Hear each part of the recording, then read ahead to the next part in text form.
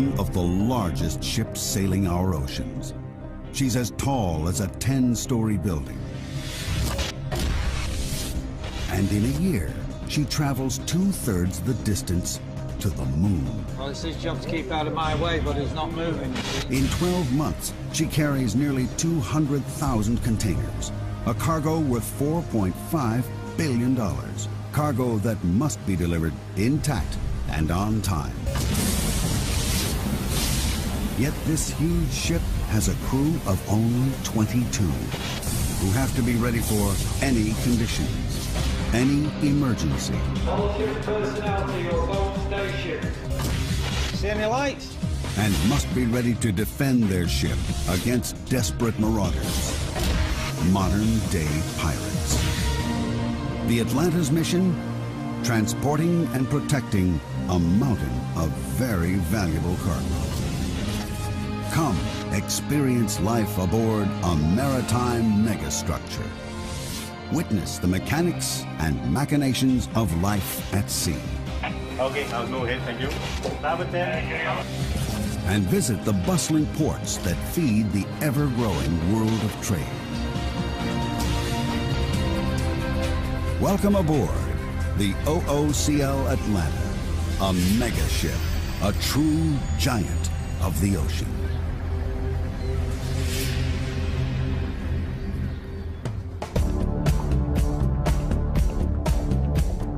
The Atlanta is one of the latest and largest class of container ships. Known as Post-Panamax, she and her kind are too wide to sail through the Panama Canal. If she were a naval vessel, she'd be the equivalent of an aircraft carrier with a crew of several thousand men.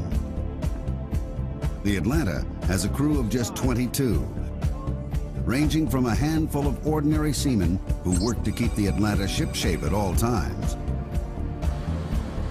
5 engineers keep the ship's engines, power plants, and operating systems up and running. And a team of 4 officers work in shifts around the clock. Junior officers stand watch and keep a close eye on the weather. Second Officer Law is responsible for navigation and communications. First Officer Jonathan oversees all the crew, the safety and daily running of the ship and all cargo loading. At the team's head is a captain who's spent all his working life at sea. Starboard 10. Captain Roger Llewellyn is a man with salt water coursing through his veins. And over the years, he's developed some interesting sleeping habits. One eye open, always. We sleep with one eye open because at 25, 26 knots, you've got to jump out and up there. Up there is the bridge, and that's where the sailor who never sleeps has spent most of his last 30 years. He's sailed every ocean on the planet and visited every nation that borders the sea. Right now, the Atlanta is in the Malacca Straits, heading from Port Kelang, Malaysia to Singapore, then north to Hong Kong.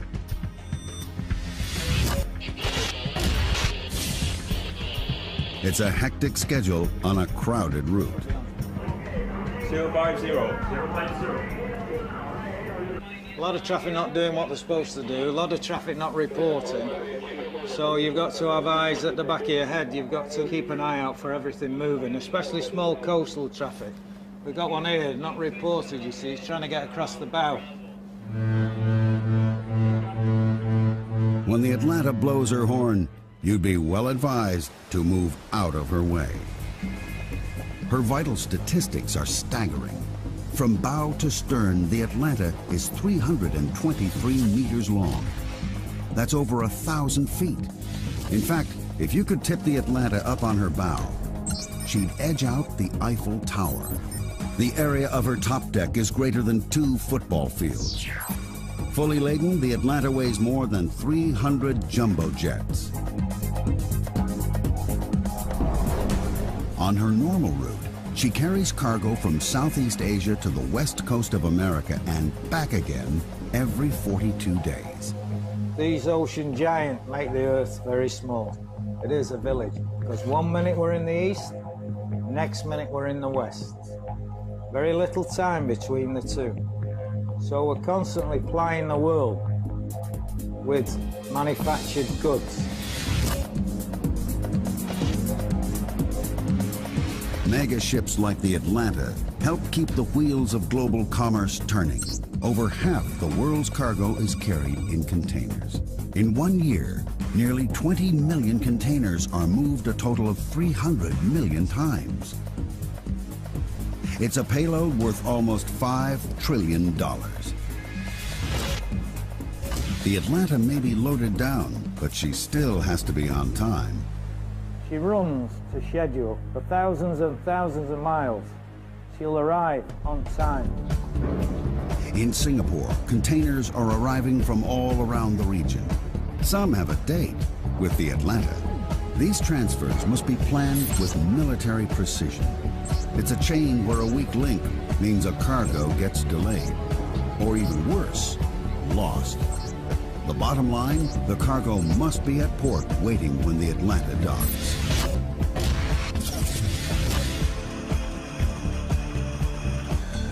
Two particular pieces of cargo due for the Atlanta started their journey several thousand kilometers away in Australia. One is precious and fragile, a shipment of 999 cartons of wine from the lush vineyards of South Australia. The other is also a gourmet delight, but this time highly perishable, a container load of sweet, succulent prawns. Both the wine and seafood are bound for shops and restaurants in Hong Kong, and both will require extreme care and constant supervision.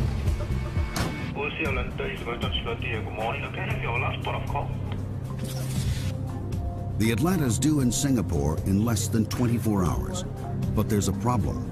Third mate. Yes, that's correct, over. Third mate. Yeah, obviously Atlanta, the master here. I sent it yesterday and I sent it again this morning when I left Port Cologne. Port procedures are very strict. I give up. Without the right paperwork, ships can't enter a country's waters. Third mate, keep him there, tell him. Instead of the last 10 ports which you've already got, I'll just send you Port Cologne. Okay, no problem, no problem. Aye, aye. The captain must keep to schedule. He has 2,200 containers to move in Singapore. And he must get there on time. The Atlanta is steaming towards Singapore Harbor and the planned 2,200 container moves. This megaship is purpose-built for one thing only: to carry cargo. A mountain of cargo. All up, she can carry 8,063 20-foot containers. These are the lashing bars and the turnbuckles up. These are 20 foot. You can load 20s and you can load 40s, either or. But we still need lashing forward and aft to keep them fixed in position. Even though she hasn't yet reached her full load capacity, the captain still likes to check on the containers from the top to the very bottom. Where we are now, we're 13.6 metres underwater now. Down here, the containers are stacked 9 high. So they go 9 high and then on deck another 6 to 8 high. So roughly we're stacking 17 high. From the very bottom of the stack, over 13 meters below the water, the containers rise over 44 meters. On land, it would look like a city block rising 10 stories. If laid end to end, those containers would stretch further than an Olympic marathon, nearly 50 kilometers. A little over 40 years ago, it was a different story. Products like wine would have been transported in a variety of simple boxes, and moving frozen foods over long distances was simply out of the question. Then, in the late 50s, an American, Malcolm McLean, came up with an idea that would revolutionize world trade. By packing all goods into modular containers similar in design and dimension, they could be easily transported anywhere in the world by road, rail, or sea. As the use of these containers has grown, so has the size of the ships that carry them.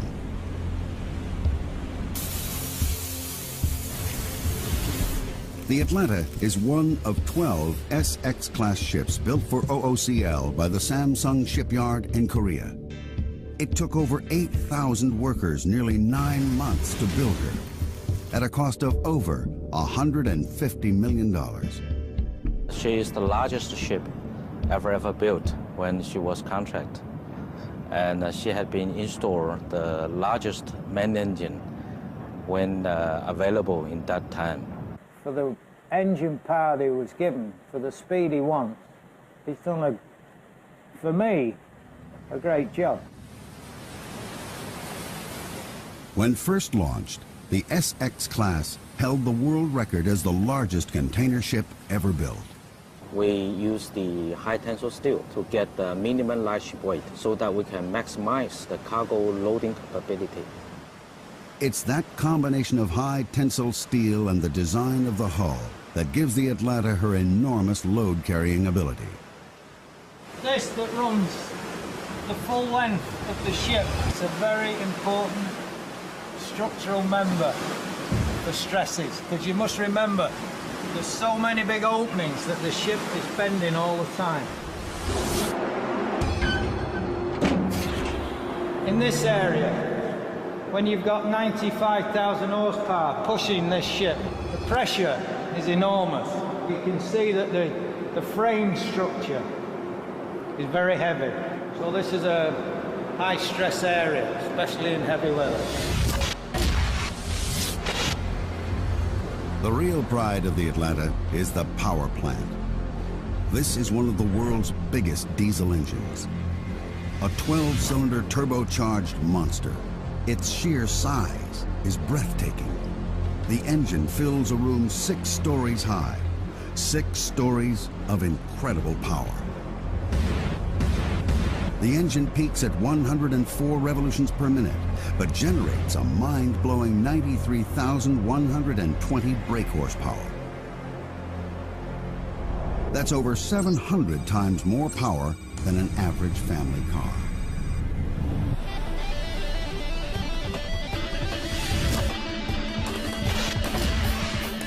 And all that power adds up to one thing: speed through the water.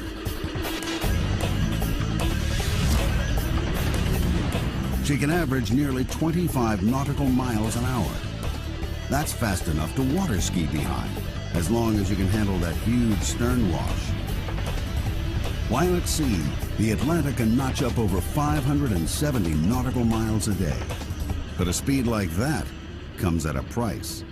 This ship, she burns a lot of fuel. Full speed, she'll burn 230, 240 tons a day. That's a staggering 10 tons of diesel every hour the ship is underway. She may be thirsty, but she's also a clean engine. And that starts with clean fuel. A series of filters remove impurities before the diesel is pumped into a holding tank and heated to 129 degrees. Hot fuel and gas is an explosive mix.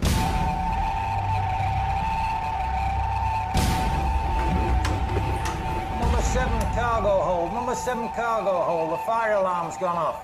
No other sound strikes fear into the heart of the mariner like the fire alarm. Starboard side, bay 1, starboard side. Let me know. A fire at sea can spell disaster.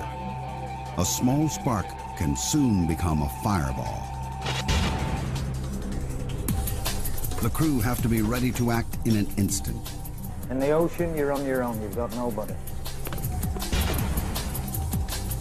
We've got no shore facilities, no emergency services. We just rely on our own training and our own emergency services. But a fire is the worst. In an emergency like this, First Mate Jonathan rallies the crew. The captain calls the shots. We are now proceeding forward for investigation. Aye, aye. On deck, please. Getting it right can mean the difference between survival and disaster.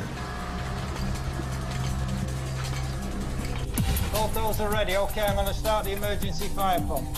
Hang on with that. The crew have to work together closely. When the emergency pumps come on, they come on strong. Seawater is pumped onto a fire at a rate of over 4,000 liters per minute through high-pressure hoses. Training every Saturday afternoon, 2 hours of training every Saturday. We have fire drills, forward, galley, accommodation, all over the ship. Within a space of 3 months, we'll have covered every part of the ship in a fire drill.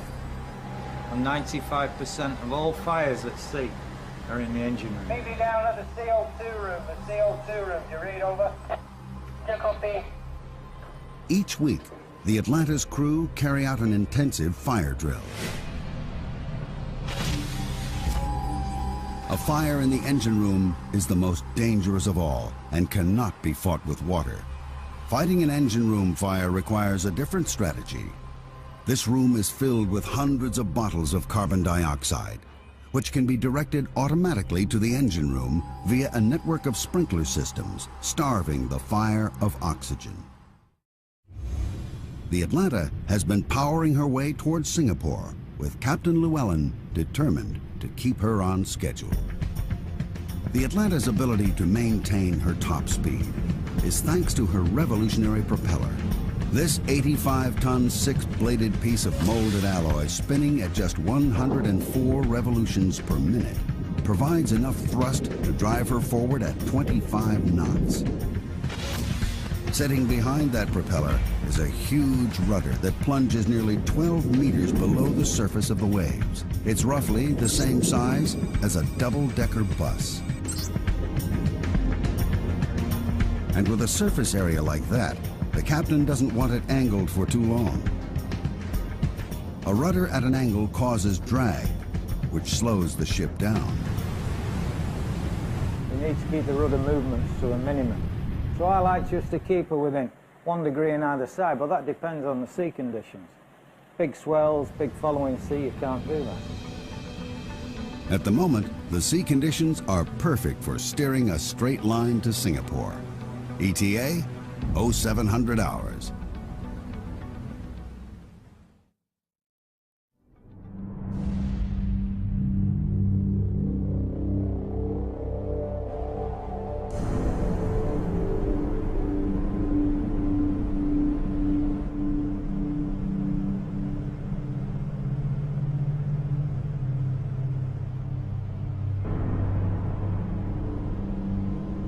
The first sign that the Atlanta's getting closer to port is the sudden increase in sea traffic. 1, 2, 3, 4, 5, 6. One of the problems with being a giant is avoiding the dwarves of the ocean. For the captain, arrival at port is one of the most stressful parts of the journey.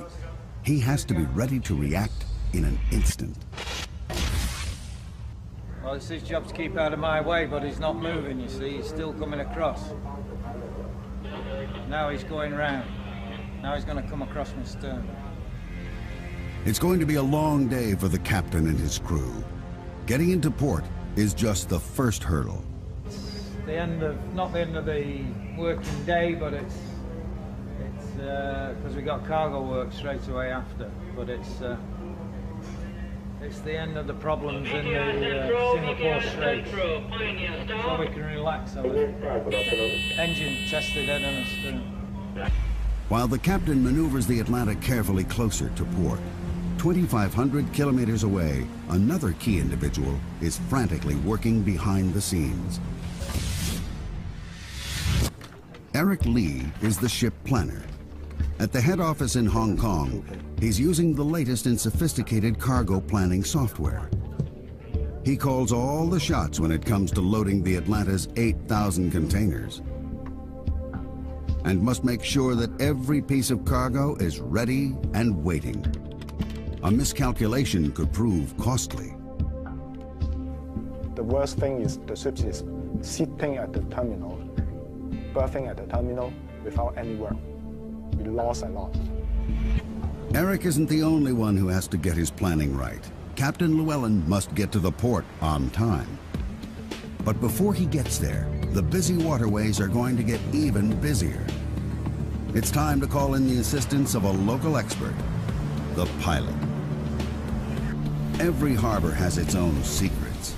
Fast currents, changing tides, shallow waters. In a tricky maneuver, the Atlanta is about to pick up the man who knows these waters like the back of his hand. Zamil Nair has been a pilot in Singapore port for over 20 years. Well, we trust him, but you got to watch what he's doing. So it's until you're actually tied up, you can't relax. Bringing this megaship into dock is the most dangerous maneuver of any trip. Dead slow at the moment. The chain of command is strict and involves as many as 12 key individuals. Thank you, brother. Basically, I'm working closely with the captain, ship's captain, and he's using my expertise in ship handling and local knowledge to get the ship alongside. 314, steady, sir. Thank you. Dead slow ahead. Dead slow ahead. Sea Labrador, Pilot Labrador. We've got a tug coming out there. It's going to be made fast at the stern on the port quarter. This tug is about 4,000 horsepower and it's a fairly big, powerful tug. So basically I'm going to swing the ship around to starboard and then backing down into the berth. Stop engines. Stop engine. With main engines stopped, the tugboat Labrador is tied to the stern of the Atlanta on the port side. Then it's dead slow ahead. Atlanta bridge, gangway ready. Okay, Tango 1, we'll see out. Tango 1. We'll be starboard side, long side, bridge to bow, 249 meters. 249. Okay, I see one of your crane is down. Can you check on the crane, please? Okay. Bigger the ship, the smaller the space, pilot. Yep. The bigger the ship, the Yep. smaller the space. Stop engines. Stop engine. Okay, Labrador, increase the full power. Yeah. At the stern is the Labrador, a 4,000 horsepower tug.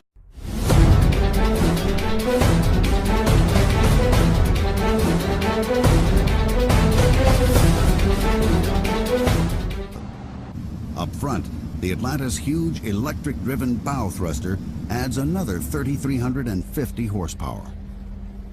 All up, the pilot has over 7,000 horsepower at his command. By combining the pull of the Labrador at the stern and the power of the bow thruster, the pilot cleverly spins the Atlanta into position. When the spinning is over, it's time for some precision parking. Okay, Labrador, slow the port, Labrador. It's the ultimate shoehorning exercise. Dead slow ahead. That's slow. There's no margin for error. The Atlanta is 323 meters long.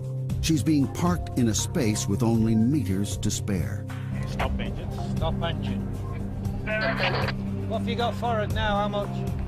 What about 5 meters? 5 meters, is that all? So you keep the after spring slack. Not even up. Keep your spring slack as we come astern.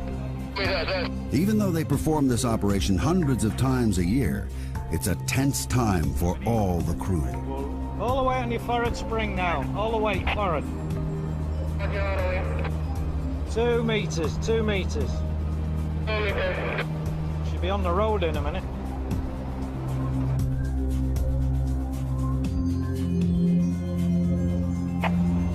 Position. In position, hold her there now, hold her on your spring. Another successful docking for the captain and Nair, the pilot.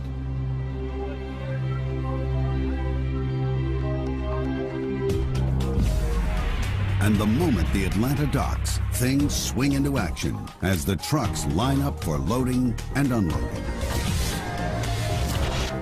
Singapore is one of the largest container terminals in the world, handling 17% of the world's total container trade. In 2004, over 20 million 20-foot containers passed through the port of Singapore. For every single ship, every minute in port counts. A total of 4 giant cranes start moving the Atlanta's containers at breakneck speed. The pressure is on.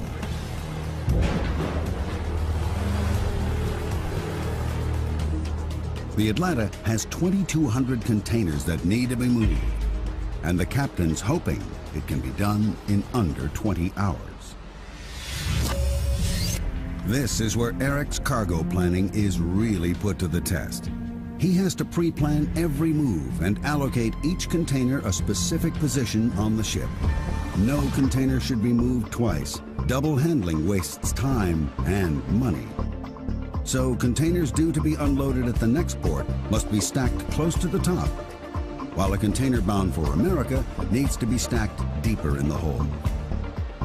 The other major concern is keeping the ship balanced during loading. Too much weight on either side of the ship could put it in danger of capsizing. It's Jonathan, the first mate's job to keep a close eye on the Atlanta during this critical time. His computer monitors the distribution of weight around the ship and also allows him to compensate for any uneven loading. Deep in the ship's hull are a network of giant ballast tanks. By moving hundreds of tons of seawater between these tanks, Jonathan can keep the Atlanta on an even keel. To complicate this balancing act even further, the ship has to take on fuel. The Atlanta's tanks can hold over 7.5 million liters of diesel. This is a job for an expert. Bunker boats are the floating petrol stations of the port. This is the only time the Atlanta will take on diesel for the round trip from Asia to America. Today, they're taking on nearly 7,000 tons. It's an operation that will take over 6 hours. With the price of fuel around $280 a ton, this little trip to the gas station will cost the captain nearly $2 million. While the engine's shut down, Alvin, the second engineer, can check out the crankcase. There are certain advantages to working on an engine this big. It's not often a man can stand inside a crankcase to check for loose bolts or undue wear on any of the moving parts. When a cylinder has a bore of nearly a meter and the piston has a stroke of 2.4 meters, any wear is going to cause serious trouble. Among the 2,200 containers being moved today are the 2 that started their journey 2 weeks ago in Australia. The container carrying the latest vintage of Australian Chardonnay needs to be moved quickly, but also with care. The last containers to be loaded on board are the refrigerated containers. These reefers are carrying perishable goods. The one carrying the Australian frozen seafood has to be kept at a temperature of -18 degrees throughout the entire journey. Jonathan, the first mate, hooks them up to the ship's power supply in order to get the refrigeration units working as soon as possible. While on board, the crew will check their temperatures twice a day, every day.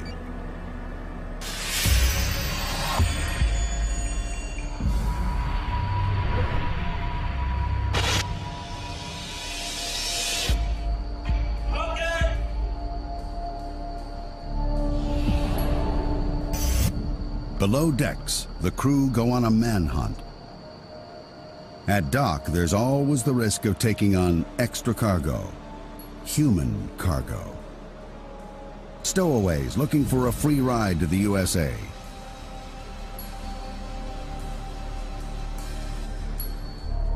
Stowaways have been known to climb mooring ropes at night and are sometimes even hiding inside the containers. If they get on board, they pose a real security threat.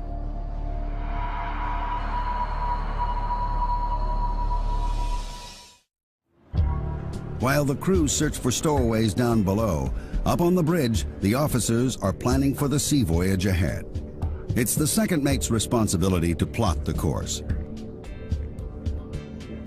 It's an intricate combination of old world tradition and new age technology. He does his initial plotting using charts, slide rule, and compass, and then transfers the data into a computer.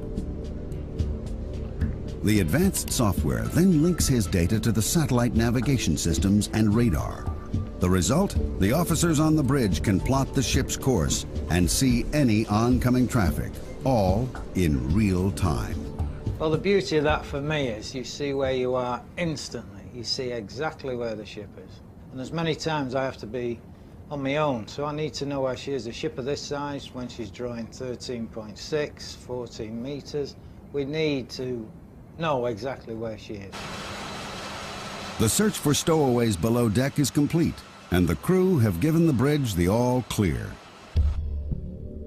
Nearly 22 hours after first docking, all of the new containers are on board and are being secured for the long trip to Hong Kong. Each container is lashed to the rows above and below in a matrix which locks every single container rigidly in place. This ensures that none of the cargo, including those bottles of Australian wine, will shift if the Atlanta starts pitching in a storm at sea. A full 2 hours later than planned, but with all cargo on board and firmly secured, the Atlanta is ready to leave Singapore. Taking a giant out of port can be even more difficult than bringing one in. And of course, that clock has started ticking again. Coming in and out of port, we're under more stress than when we're sailing out in the open sea. And we got deadlines to meet, sailing schedules. They want us there at a certain time, we can't get there. And it all adds to your level of stress. Midships. As with arrival, Captain Llewellyn shares command with Zamil Nair, the pilot. In these confined waters, the bow thrusters get a full-blown workout. Nair uses all his experience.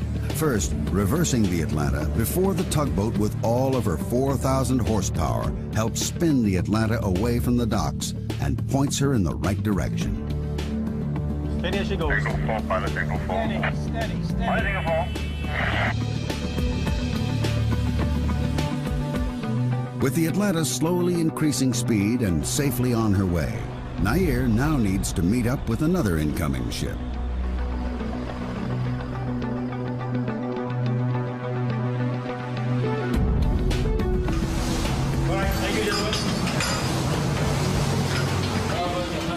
It's a transfer that involves a hair-raising climb, followed by a brave leap to the pilot boat, all at a speed of over 8 knots. One slip could be his last.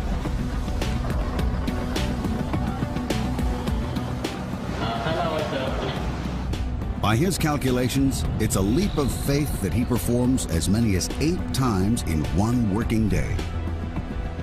Once the Atlanta is out in open waters, Captain Llewellyn resumes sole command of his megaship. It will take the Atlanta 2.5 days to sail to Hong Kong from Singapore, traveling a distance of over 1,460 nautical miles.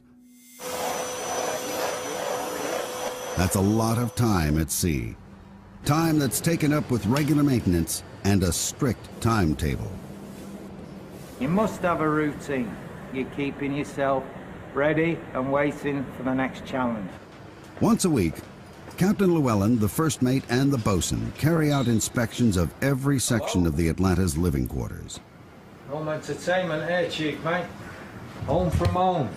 Home from home. For the captain, the Giant can only run efficiently if attention is paid to every tiny detail. That applies to every inch of the ship. While the crew's quarters are checked, the crew themselves have their own inspections to carry out.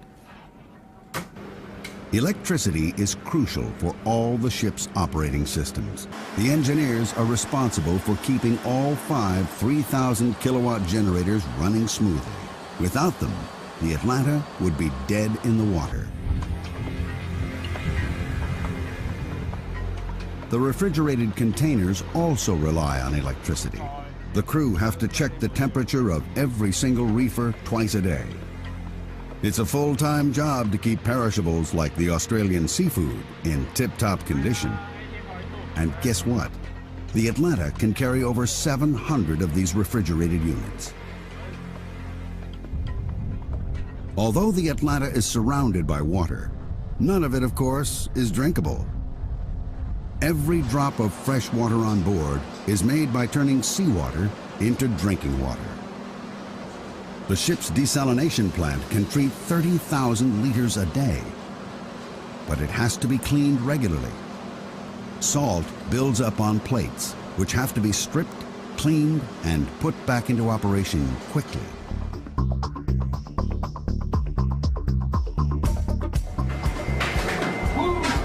Hold it there. Another thing that's crucial to life on board is food, plenty of it, and it has to be kept fresh. The Atlanta has its own mini reefers in the living section. This is the veg room. This cook, he looks after everything absolutely perfect. He's one of the best I've been with. He sets everything out, he rotates, he keeps his storerooms immaculate. A key member of the crew who's hardly seen and seldom heard, but is crucial for harmony on board, is the cook. He orders and prepares all the food and has to come up with a menu that'll keep all 22 men of varied cultural backgrounds happy. 22 meals 3 times a day, 7 days a week. And he does the washing up.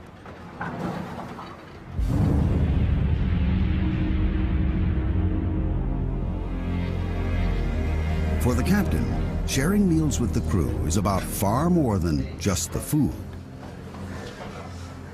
One of the beauties is to bring them all together, to sit down and eat together. And you make them feel part of the team. If you don't have a team, you can forget this life. You must work as a team. If there's ever a time when a good team spirit is needed, it's tonight. The ship is entering dangerous waters. The security level has been raised. The South China Seas are busy with all sorts of craft. Many are small fishing boats, miles from shore. Some, however, may not be at all interested in fishing. Pirates trawl these waters, looking for the ultimate catch. Heading on 308, sir. Well, they're there. You don't know where they are, but they're there. They're watching all the time. So it's a threat. We know that threat. Official figures show there can be 3 pirate attacks every 2 weeks in these waters. Third mate, I've got 2 targets here. And these guys that come aboard, if they can get aboard, they're ruthless. They'll kill for the US dollar. Modern pirates don't wear eye patches and don't carry daggers between their teeth. Today, they carry machine guns, AK-47s and M16s, and travel in high-powered speedboats. 252, 3 miles. We're a soft target. We're easy. We're not armed. We're just easy. They know that. Starboard 20. Starboard 20. Hello aft, hello aft. Bridge number 1 mechanic reporting. Yeah, this is Bridget. We've got a target now. He's moving at 32 knots. He's coming down the port side. If you see anything, let me know. This is the captain. All crew members to your pirate stations. All crew members to your pirate stations. The crew have to be ready to defend their ship. The pirates have one of 2 aims: either to take the crew hostage, or more commonly, to steal any money or valuables that might be on board. The pirates' strategy: attack the ship's blind spot. They head for the aft deck. This is the lowest part of the ship and the most vulnerable. As I'm taking evasive action now, I'm going port 20. I'm going port 20. Midships, midship. If the captain can't outmaneuver the marauders, their only defense: high-pressured water cannons. Their only hope: washing the attackers into the sea before the pirates can get aboard.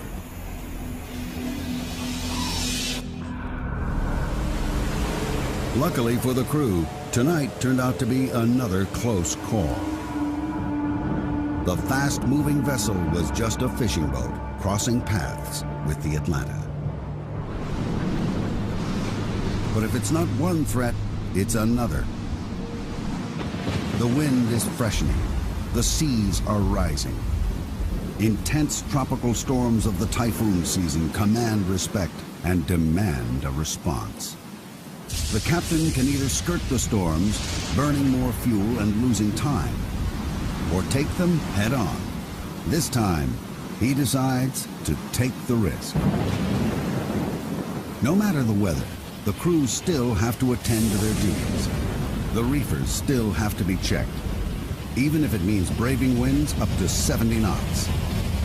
It's in conditions like these that the power supply to the reefers could fail, spelling disaster for our precious cargo of Australian seafood. At the moment, the reefers are still working. Storms can severely reduce visibility, but heavy rain also plays havoc with navigation equipment. The squalls create unreadable blotches on the radar screen.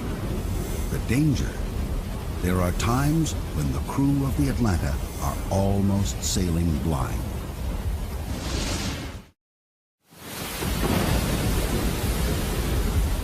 The Atlanta is weathering the storm, which is losing intensity. The captain's instinct was right, and his gamble to take on the storm is paying off.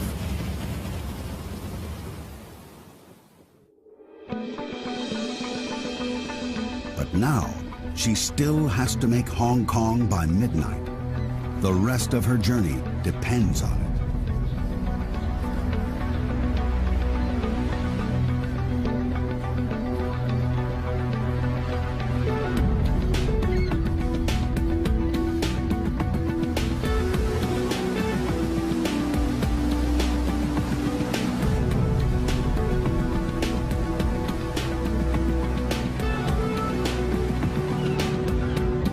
It'll take the Atlanta 42 days to complete the full circuit from Southeast Asia to California and back again.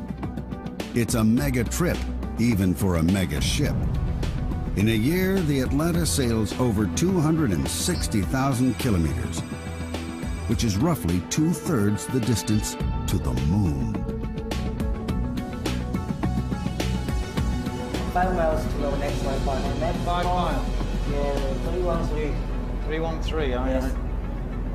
Our megaship, the size of an aircraft carrier, now has to navigate Hong Kong's congested waters. Starboard 10. At night, the bridge is not only the brains of the ship, it also becomes the Atlanta's eyes and ears. 350, 2 miles. Stopped. When a vessel registers on the Atlanta's radar, it's identified by a number, and its direction and speed can be tracked by those watching from the bridge. It's another crucial piece of technology that helps a mega ship maneuver gracefully into a mega port.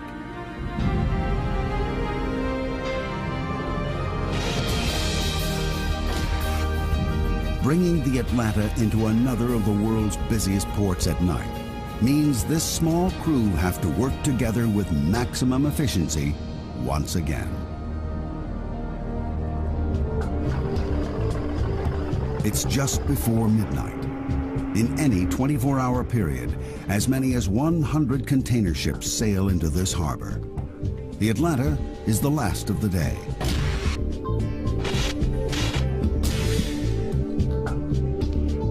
As at all the ports on the Atlanta's route, space at the dock is tight. Container ships bustle for space in this incredibly congested harbor. In a year, over 22,000 container ships move over 20 million 20-foot containers through this port. Once alongside, the winches take up the slack. The last thing anyone wants is 2 megaships wrestling for space. After more than 2 weeks of travel, this is the final destination for 2 particular pieces of cargo. The reefer containing the Australian prawns is whisked off the ship. Not far behind is the container packed with 999 cartons of Australian wine.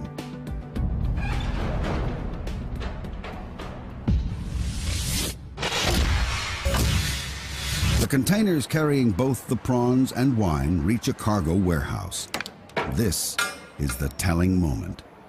The frozen seafood has passed through the tropics, crossed the equator, and arrived, still frozen after 2.5 weeks at sea. By the time the seafood has been unpacked, the Atlanta has taken on her load for America, and fully laden, she sails on. On the bridge, the captain and second mate Law plot the ship's next long journey across the Pacific Ocean.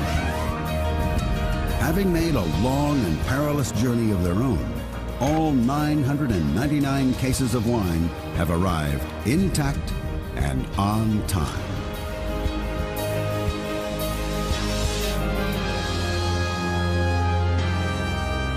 In a year, the Atlanta will carry over 185,000 containers at an estimated value of over $4.5 billion. The Australian seafood and wine are just a tiny fraction of all the goods that this megaship will transport around the globe.